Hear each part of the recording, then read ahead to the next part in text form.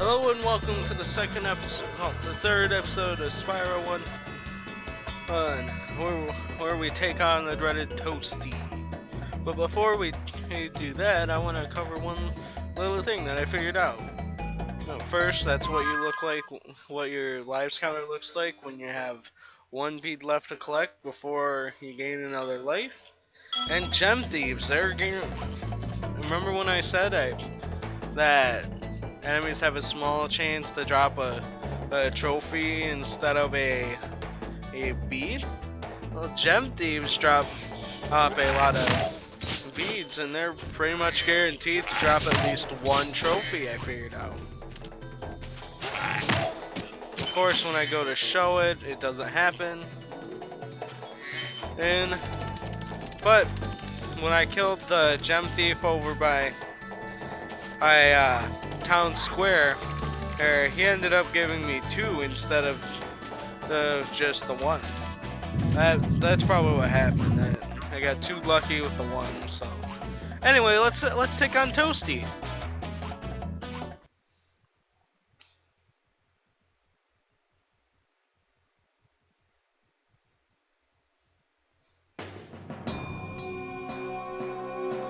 All right. Nice thing about the boss areas, they're whole entire levels. Granted, they're small levels, but they're still levels. Now, I'd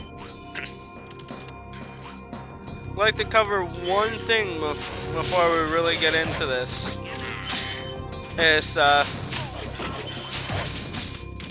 I don't think they exist in boss levels, but in the Japanese version of this game, there were another collectible. Well, dragonfly eggs. They were used to unlock a special little game on the Pocket Station, which was a small portable accessory to the PS1. I thought that was interesting the first time I heard it, and I don't think it's common knowledge. So, a little bit of trivia about this game. Also, in the Japanese version, there's signs everywhere giving you hints on what to do next.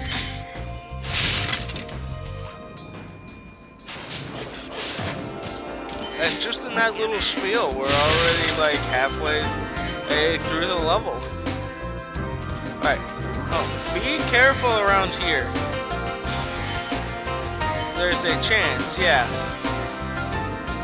In this game, sometimes enemies will spawn, or appear, as most people would know it, will appear as the enemy, or a gem. More often than not, it's the gem that I figured out. So, especially here, watch out, or you'll take a hit you could avoid otherwise.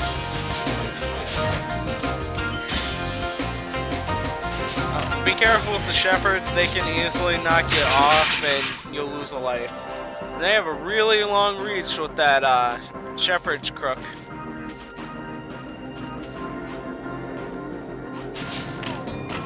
Alright. And in boss levels, generally there's only one dragon to save. I think in one there's 2, and in the final area there's none. Well, let's see what this guy has to say about the great and powerful and dreadful Toasty.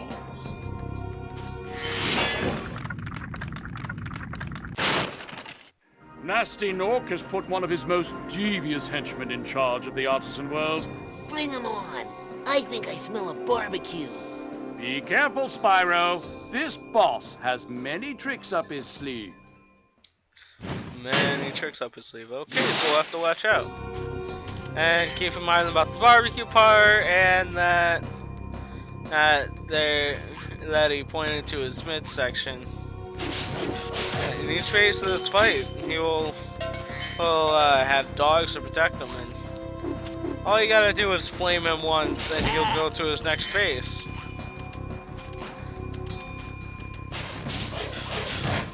This is the most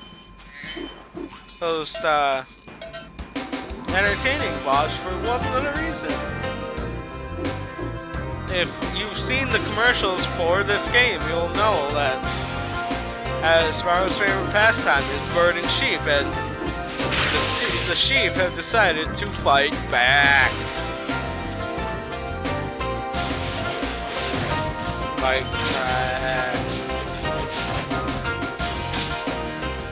Still, he still just goes down in one hit.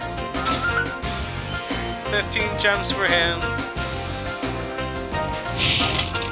That's the use for this boss. Each boss from here on out will drop more and more gems, and that is it.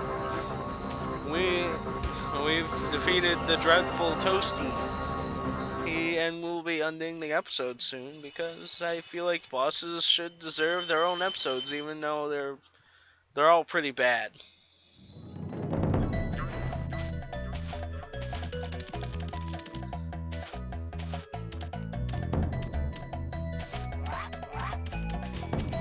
Like I said in the first episode, each balloonist requires something different.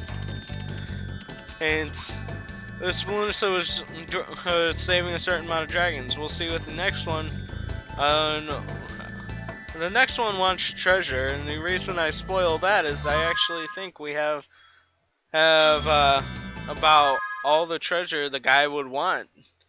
The thing is, once you complete the first 2 home worlds, I'm pretty sure you could collect nothing for the rest of the game and be able to get to the final boss. Yeah.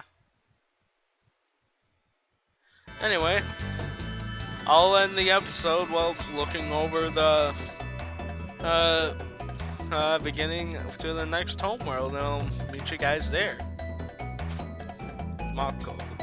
Well done, Spyro. I didn't think you could do it. Well, thanks for believing in us, Marco. You may travel to the Peacekeepers world if you'd like. Let's go to Peacekeepers. And he lets us just jump on his head. And he doesn't come with us. He lets us operate the balloon by ourselves. And everything here is totally safe. Yeah. Nothing to worry about. As we see, it's a dramatic shift from the lush and green in Artisan's world, and we'll begin to see that a lot more things are different than what meets the eye right here. See you guys next time.